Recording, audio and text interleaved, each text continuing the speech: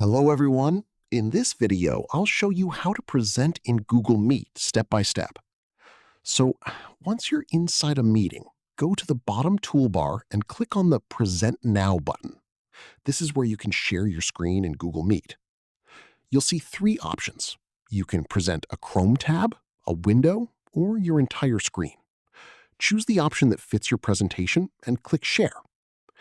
Now, if you also want to see participants while presenting in Google Meet, there's a useful trick. First, cancel the share, then click on the three dots at the bottom and enable picture-in-picture mode. This allows you to keep a small meeting window visible while presenting. After that, go back to Present Now, select your screen or tab again, and start sharing.